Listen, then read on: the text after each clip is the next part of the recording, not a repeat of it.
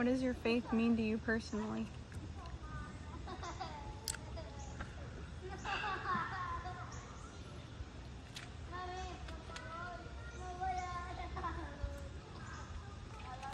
My faith, giving credit to my Creator, but not just my Creator, to the Creator of everything. And just really doing my best, although I know there's never enough that I could do, but just doing my best to feel like I'm making Him proud as my Father.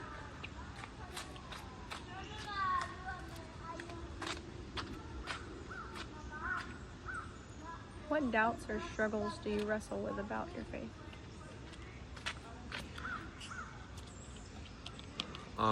Am I following God's path? And if I'm not, is God going to help me get back in the right direction? Or am I just going to continue straying off path to the point of no return?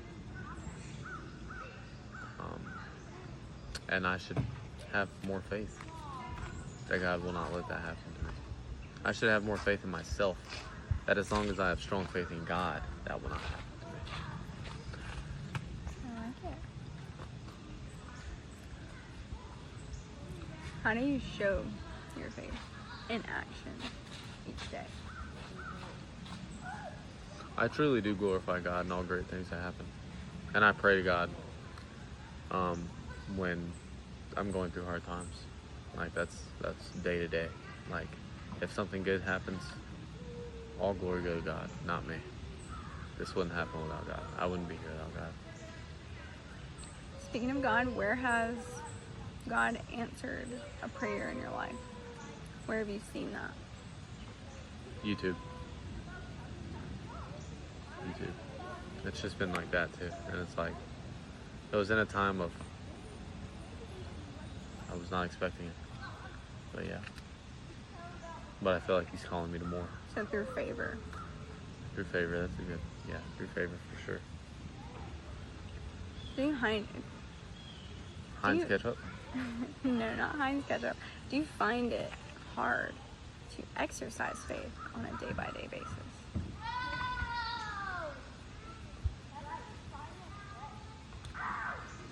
No, I don't. Not faith in God. Faith in myself, yes. That's my big downfall, is faith in myself. Alright. Are you more focused on religion or a true relationship with God the Father? I think for this it varies day to day, honestly. Very honest. Some days I'm super prayerful, super seeking to God, to Jesus. Some days I'm just like, I need to do everything I can to make the most of what God is calling me to do here, so I have to do everything. And then I'm just forgetting to pray throughout all that, because I'm either getting distracted by things that I'm not necessarily being called to, but I think I am in that moment, or I'm getting upset because things aren't happening the way I want them to. So there's just a bunch of distractions keeping me from actually building that relationship. But it's like a lonely person wanting to make friends, but then getting distracted by making friends, that they still become lonely because they take advantage or they take for granted what they have. And I do that. I think that was a bad analogy, but yeah. Lose the purpose of I feel like I take finding friends anyway. Yeah, I take God for granted by focusing on the religion instead of a true relationship. Religion over relationship, but it's not. It's relationship over religion. Okay. Only with Jesus. That's what I mean. Okay. Sorry. Thinking of public figure Charlie Kirk Yeah. sharing his faith on a day-to-day basis, does this affect the way that you view sharing religious views at all? No. I think everybody does it differently. Some people do it more contradictive. Some people do it more vindictive. Some people do it more gracefully. I think there is a time and a place for all of it. I said contradictive, but I meant controversial. Controversial. It's okay. Not I'm messing up on my contradictory. words today as well. But It's my first one. yeah, so I think there's a time and place for all of it.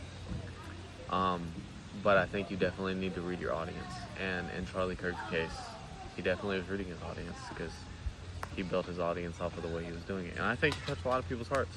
And that's why his martyrdom was such a big deal, because of how he exercised his faith. So And you it's believe he was a commendable. saint? I don't believe he was. It depends on your definition of saint. Or a martyr? He's definitely a martyr. Yeah, he Okay. died for his faith. Sorry, maybe I He used definitely it wrong. died for his faith. Yeah. All right. Do you personally find it hard to forgive, even though this religion constantly pushes that? The only religion.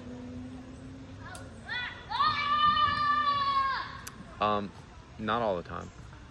In fact, there's a lot of small things that I'm just like, okay, I'm wasting enough time. Get this over with. I forgive you. Please forgive me. Because I'm done wasting time over this. But it's the bigger things. The things that I like to push under the rug. The things that I like to push into the back of my head, that I eventually I realize I have not forgiven that person for that in my life.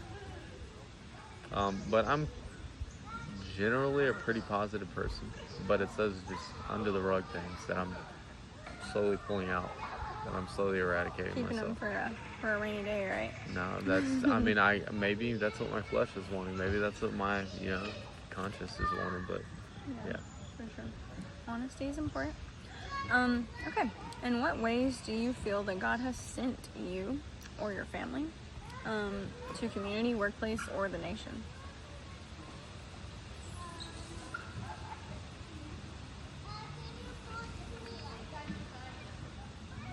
We're very, very motivated to just spread the word of salvation, to spread the gospel, right?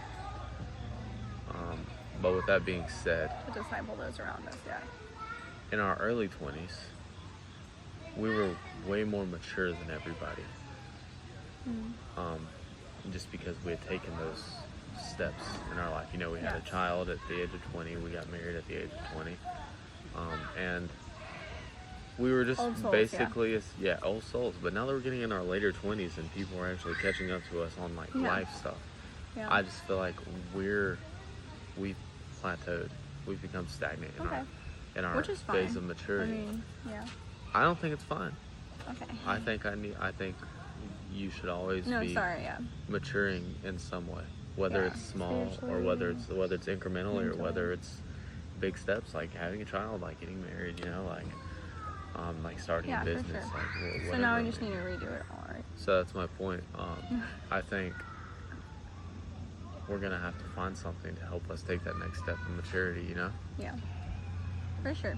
Like recommitting ourselves to Yes. But I do believe God has Routine. called us. our child, ourselves, our marriage, I believe God's called us to our religion. spread the gospel in a major way. Mm. I do believe it's in a major way, because both of us are we're Passionate typically about that. very passionate. We're typically very outspoken, We do have that in common. and we're not. We get nervous here and there, but we're not the type of people that can't get in front of a crowd.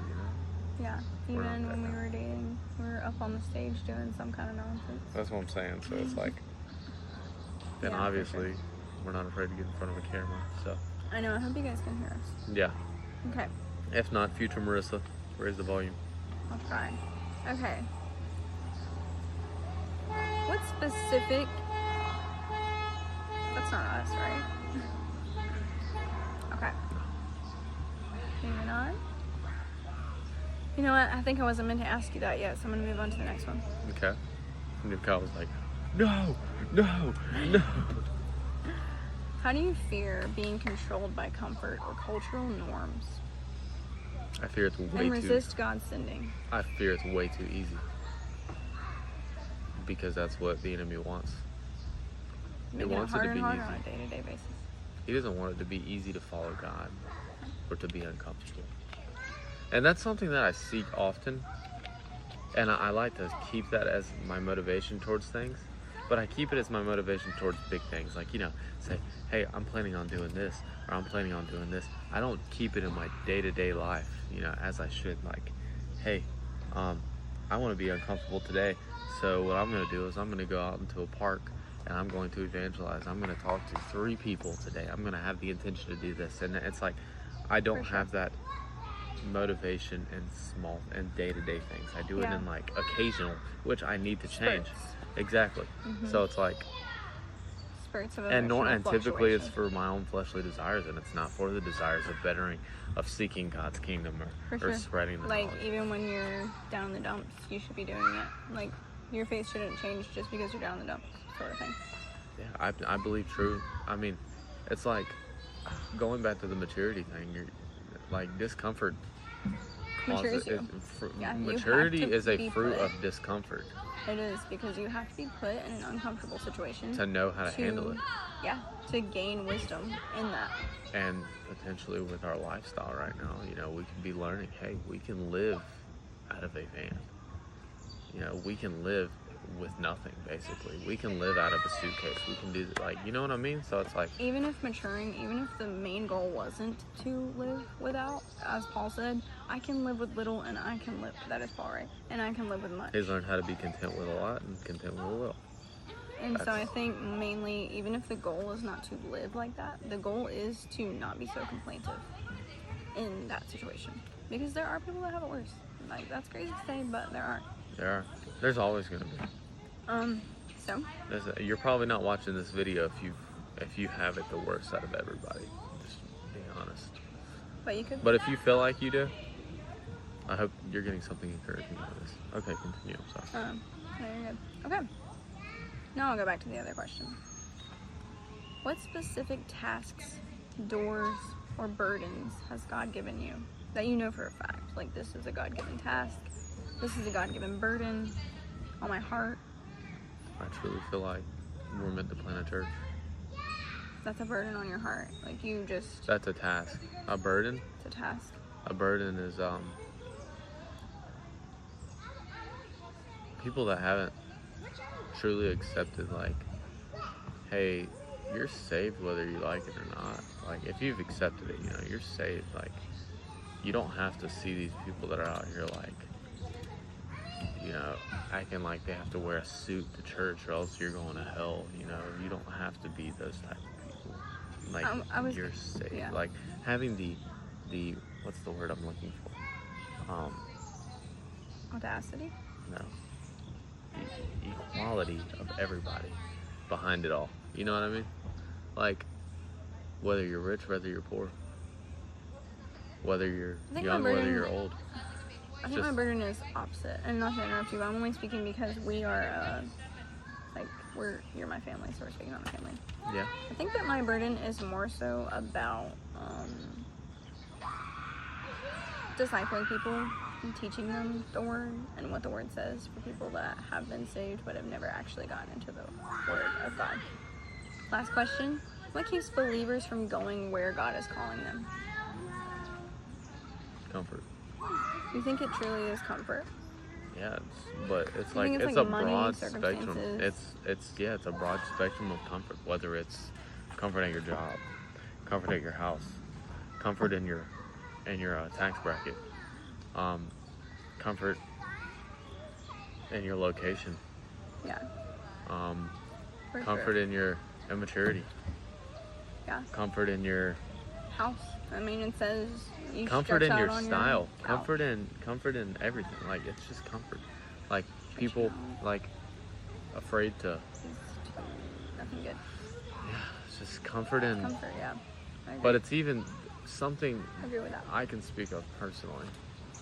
I was always the black sheep, so I feel like there was comfort in. For me, there's comfort in intentionally trying to be different. And I'm not saying it's not a good thing to be different or to acknowledge that we're all different, but we are all the same, right? We come from the same creator. We come from the same background. Everybody comes from the same background, okay? Yeah. So my point is, there's a lot of things to be comfortable in. Anything. In fact, everybody can find something. Anybody can name something else. Alright. And that's what keeps people from taking that step.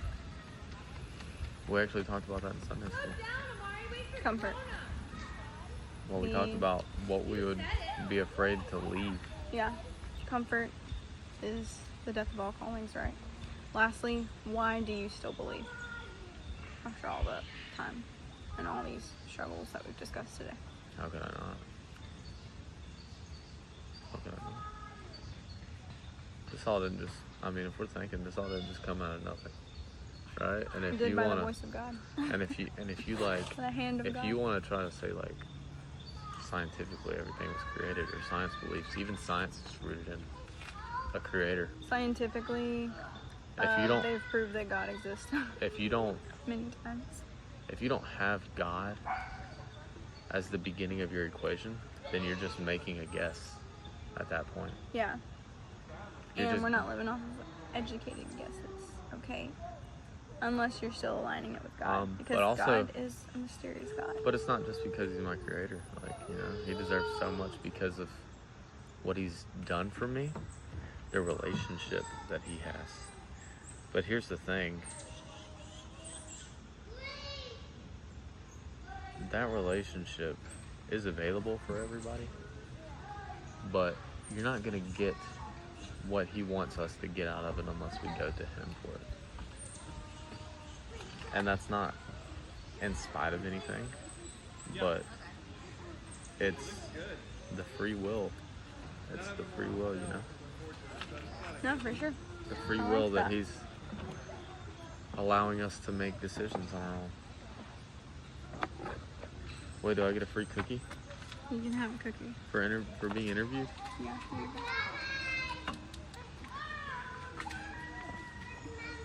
Thank you. Woohoo.